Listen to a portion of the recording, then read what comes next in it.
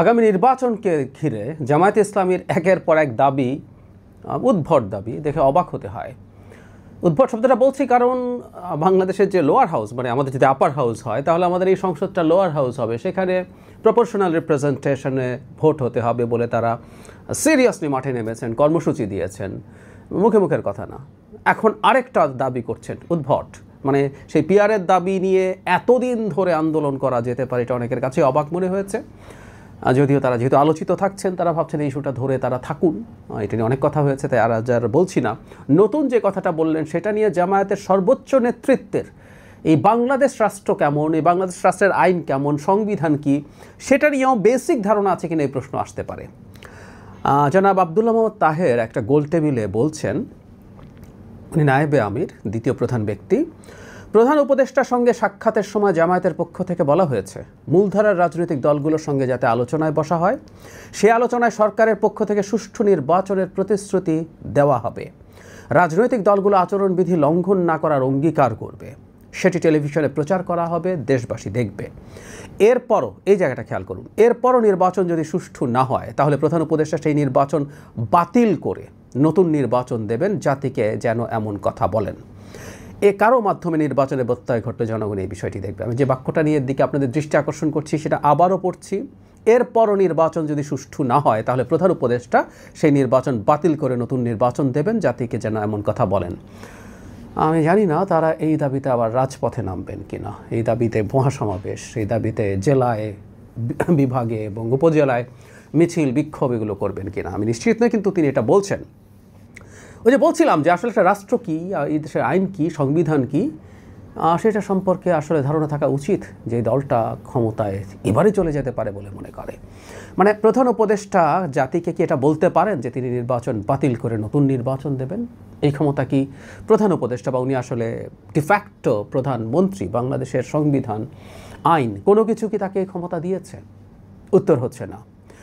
নির্বাচন কি হবে, থাকবে কি থাকবে না, কোনো কেন্দ্র বা কোনো আসন, এমনকি নির্বাচন পুরোটা বাতিল হবে কি হবে না, একটা একমাত্র এখতিয়ার হচ্ছে নির্বাচন কমিশনের। বাংলাদেশে এটা প্র্যাকটিসড হয় না, এই কারণেই আমরা আসলে সরকারের কথা খুব বলি, সরকার ছাড়া আসলে নির্বাচন হবে না, এটাও শিওর। কিন্তু নির্বাচন যতটুকু বাতিল করা যেতে পারে এটা একমাত্র এখতিয়ার নির্বাচন কমিশনের, একমাত্র এখতিয়ার। ইভেন একটা সেন্টারের নির্বাচনও সরকার প্রধান, ডক্টর ইউনূস যদি বলেন ওই সেন্টারের আমি খবর পেয়েছি ওখানে 2 নম্বরই হচ্ছে, ওখানে জাল ভোট হচ্ছে, ওখানে সংঘাত হচ্ছে, এটা বাতিল করবো না? ডক্টর ইউনূসেরও কিছু করার নেই, সরকার এখানে কিছুই না।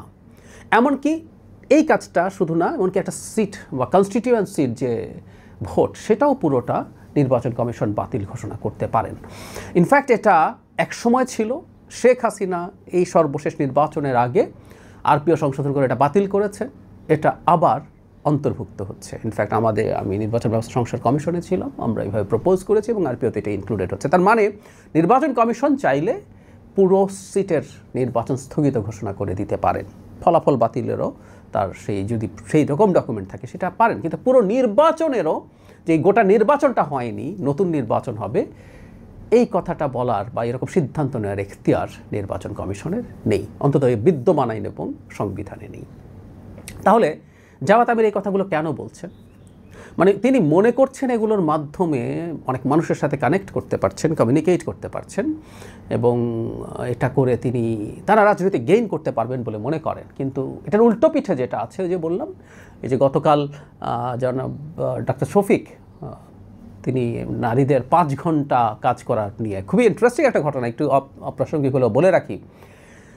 সেখানে যেই চ্যানেলে এটা খুব প্রচার করা হয়েছে, যার ফটো কার্ড অনেক ছড়িয়েছে, পরে এটাকে মায়েদের কথা বলছেন, মানে উনি নাকি মায়েদের উদ্দেশ্যে এই কথা বলেছেন, কারণ তার বক্তব্যের একটা জায়গায় মা ছিল। এটা একেবারেই ভুল কথা। আমি বলেছি নভেম্বরেও তিনি এই একই কথা বলেছেন নারীদের, সেই ক্ষেত্রে বলেছেন এটা 6 ঘন্টা করা যাবে। মানে বলছি উদ্ভট কথা, অনেকে কানেক্ট করতে পারে বলে মনে করে, কিন্তু এগুলোর হাই পলিটিক্যাল কস্ট আছে। এগুলো দিনের শেষে ফিরে আসবে তাদের কাছে, যেটা কতটুকু ফিজিবল। যেমন অনেকেই এই প্রশ্ন এখন করছেন যে তাদেরই তো নিয়ন্ত্রিত অনেক প্রতিষ্ঠান আছে, সেই প্রতিষ্ঠানগুলোতে তারা কেন এই নিয়ম এখনই করে দেখাচ্ছেন না? তারা সরকারে এসে সব জায়গায় এটা ইমপ্লিমেন্ট করবেন, তাদের অনেক প্রতিষ্ঠান আছে, ব্যাংক আছে, ডায়াগনস্টিক সেন্টার্স আছে, অনেক রকম প্রতিষ্ঠান আছে, তারা করে দেখাক। যাই হোক, যেটা বলছিলাম, তাদের জামাতের এই প্রবণতা আছে জনগণকে কানেক্ট করার জন্য খুবই পপুলিস্ট কথাবার্তা বলা। কিন্তু ওই যে বললাম এই ঝুঁকিটা আছে। জনাব তাহের যে মন্তব্য করলেন সেই মন্তব্য প্রমাণ করলো একটা দল, যে দলটা বাংলাদেশ এখন দ্বিতীয় বড় দল, বিএনপির সাথে তার যতই পার্থক্য থাকুক না কেন, সে ক্ষমতায় চলে আসতে চায় বা বিরাট সমর্থন পেতে চায়।